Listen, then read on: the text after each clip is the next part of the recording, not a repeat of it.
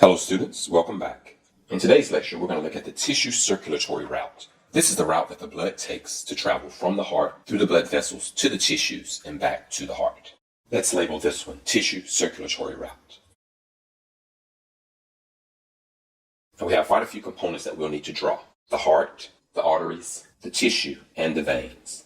Let's draw these components.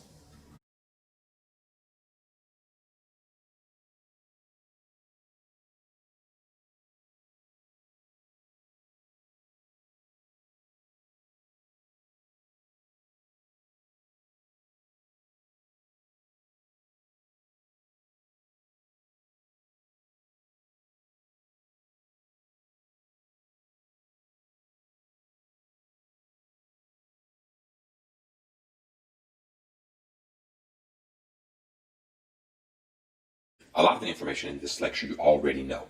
So first let's name everything and then we'll just label it all at once. Here we have the heart, a large artery, a medium artery, a small artery.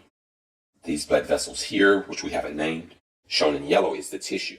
And so returning to the heart, we have the smallest of the small veins, the medium veins, and the large vein. Let's label these components.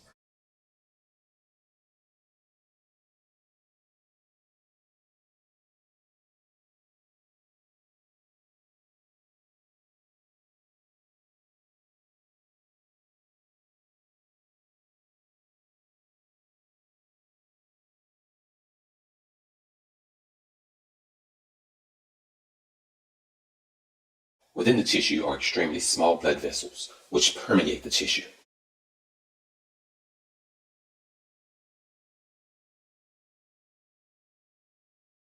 These extremely small blood vessels are called capillaries.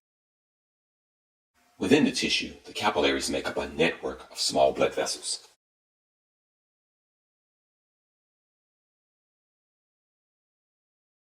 This network of small blood vessels is known as the capillary bed.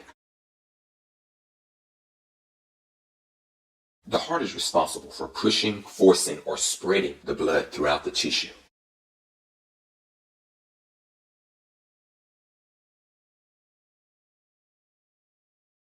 This process of pushing, forcing, or spreading the blood throughout the tissue by the heart is known as perfusion. Let's next describe the purpose of this perfusion. Oxygenated blood travels from the heart.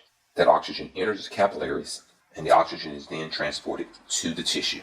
Additionally, carbon dioxide that's in the tissue moves into the capillaries and then travels out of the tissue back to the heart. Let's annotate that here.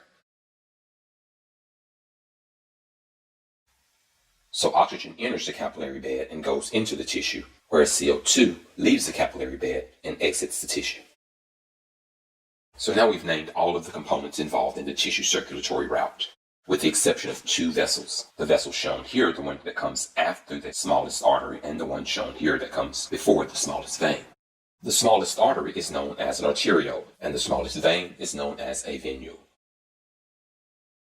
The arteriole is the smallest artery, and the venule is the smallest vein. Let's first describe this vessel based on its location. We will call it the afterarteriole vessel. The word that means after is meta, and so this vessel is called a meta-arteriole. The correct spelling, however, removes one of these A's. And the small vessel after the arteriole is the met-arteriole, which literally means after arteriole. Let's next look at the small vessel before the venule. It would make a lot of sense if this vessel were called the provenule. However, it is given the most obscure name in anatomy. So this is one you'll just have to remember. The name of this vessel makes no sense. It is called the thoroughfare channel. And so the thoroughfare channel is the vessel before the venule, whereas the metarteriole is the vessel after the arteriole. And so this concludes our introductory lecture on tissue circulatory route. I hope that you learned a lot.